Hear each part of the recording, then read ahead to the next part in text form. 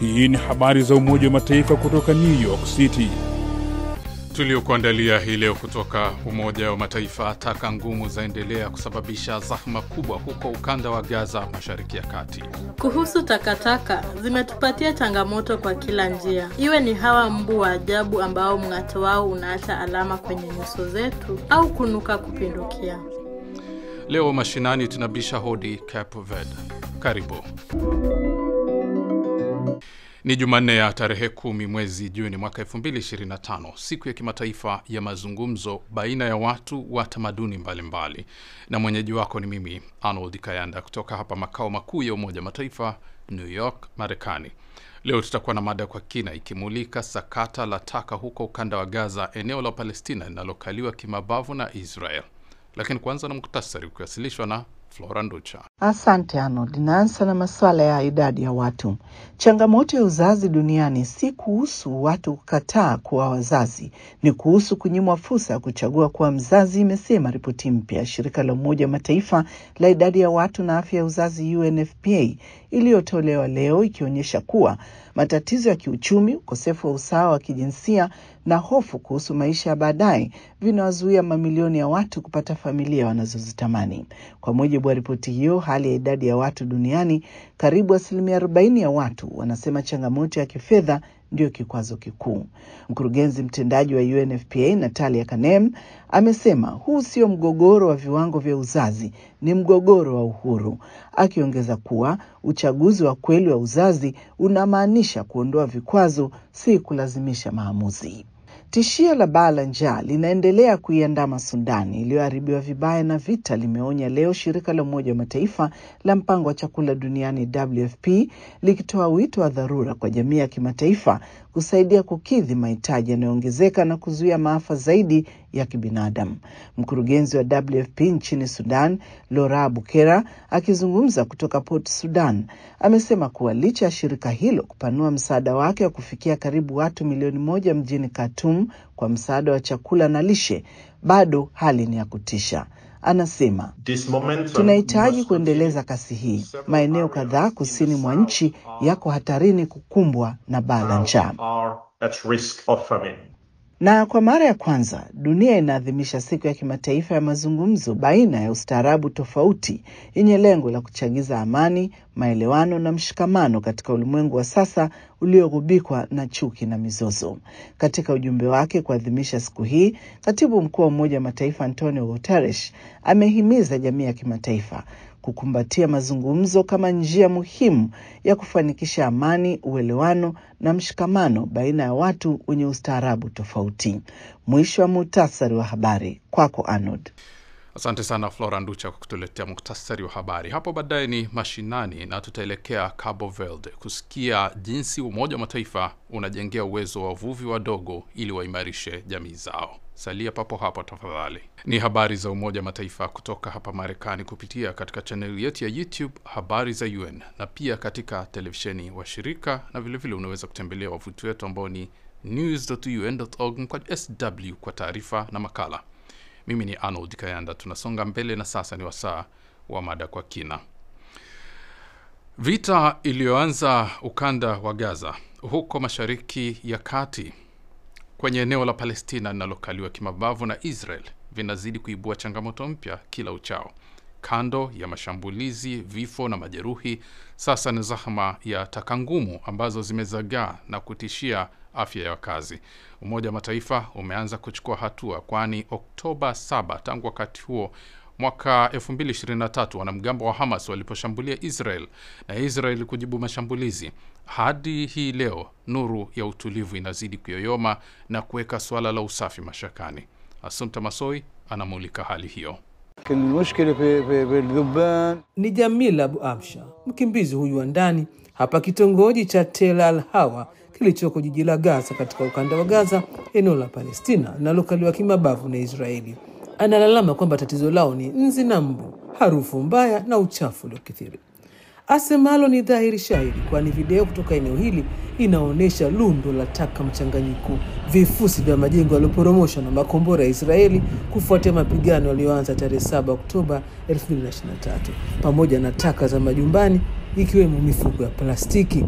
Vita vimevuruga harakati za kuzoa taka katika eneo hili lijulikanalo pia kama soko la Firasi, ambalo sasa limegeuka kuwa dampo kubwa la taka ukanda wa Gaza. Abu Amsha anaendelea kusema kwamba yote hii imesababisha madhara makubwa ya kiafya na kimazingira. Watoto wetu wanaugua na magonjwa yanaendelea kuenea miongoni mwetu. Hatuwezi kuketi hapa. Hii ni hatari kubwa ya kiafya. Je, kuna jambo baya zaidi kuliko kuketi kando ya takataka? Anahoji Abu Amsha, kwani kando ya dampo hili ni mahema ambayo ni makazi ya wakimbizi wa ndani waliofurushwa makwao. Video inaonyesha harakati za huku na kule zikiendelea hapa jiji la Gaza, na tunakutana na Ibrahim Alafifi. Yeye amefurushwa kutoka Gaza kaskazini na hapa ni makazi yake. Anasema, tumeathirika vibaya sana, iwe kwa harufu kali au nzi ambao sasa wanang'ata kuliko hata haumbu. Hatuwezi tena kulala. Vita huko Bein Hanun, eneo la pwani ya kaskazini mashariki mwa ukanda wa Gaza, vilimfurumusha Abir Abu Harbid hadi hapa soko la Firasi akidhani ni salama zaidi, lakini akakumbana na hili lundo la taka.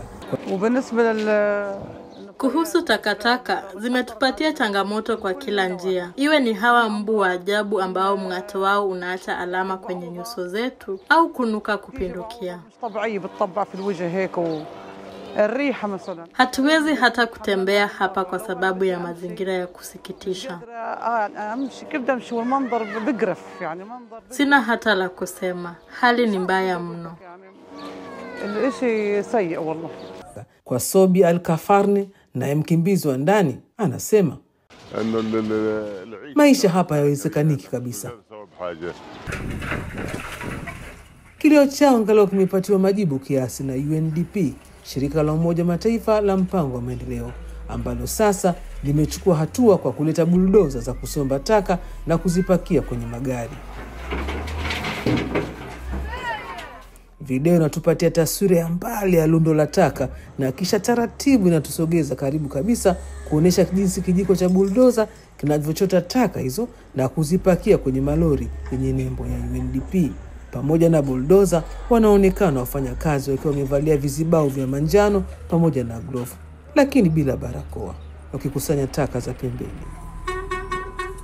Punde msafara wa magari yenye nembo ya UN, yani Umoja wa Mataifa, unasogea taratibu na kisha mazungumzo na wanahabari. Mzungumzaji ni Alessandro Marashi, mkuu wa UNDP ofisi ya hapa Gaza.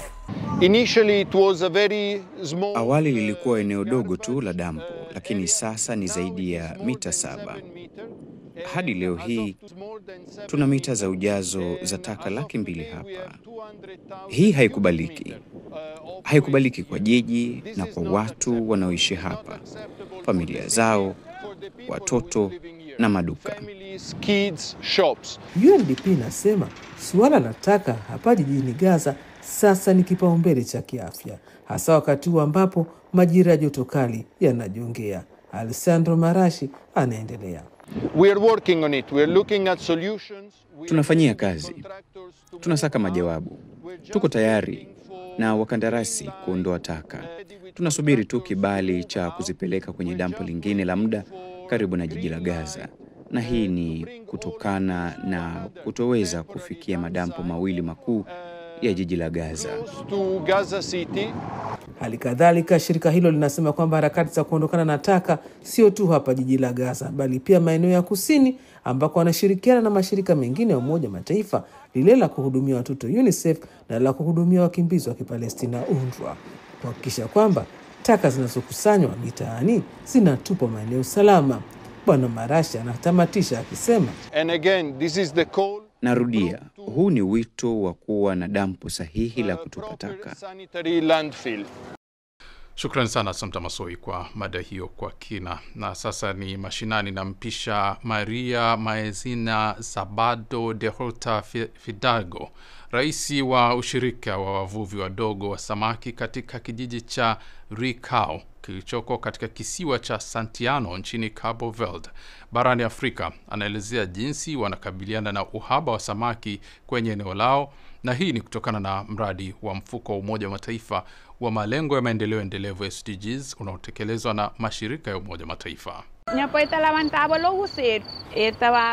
Awali wangeshusha nyavu mara 2 au 3 kwa siku baharini kwa sababu ya idadi kubwa ya samaki. Lakini sasa hakuna samaki kwenye kina kirefu cha bahari, acha hata karibu na ufukweni. Nilikuwa napata samaki 3 kwa kusaidia kuvuta mashua ya uvuvi kutoka baharini. Wakati mwingine tunapata wengi zaidi. Kuhusu boti ambazo hazifanyi kazi, zingine zimesababishwa na uhaba wa chakula cha kutega samaki au injini ya kuendesha boti. Baadhi ya boti husaka maeneo mapya baharini na wavuvi huleta kitoweo nyumbani, jambo ambalo linatupatia kipato kidogo, hasa wale ambao ni wakuu wa kaya. Nataka kusambaza ujuzi na uzoefu wangu kwa wengine katika jamii kwa sababu ninataka kuwe na wanawake watendaji kama mimi. Nataka kuwe na viongozi wanawake wengi kama mimi. Wakuu wa kaya kila wakati wanatafuta mapato kwa watoto wetu. Heko Umoja wa Mataifa kwa kujengea uwezo Sabado na wenzake. Na basi nami kufikia hapo na kunja jamvi la leo. Lakini tukutane tena kesho kutwa Alhamis kwa jarida lingine la video, na kwa upande wa kipindi cha radio ni kila siku. Kwa hivyo kesho Jumatano utapata habari za Umoja wa Mataifa. Hata hivyo kwa sasa unaweza kutazama habari na video nyingine kwenye channel yetu ya YouTube Habari za UN, na katika ukurasa wetu wa X Habari za UN vile vile. Kumbuka pia kupakua app yetu ya Habari za UN katika Play Store na App Store.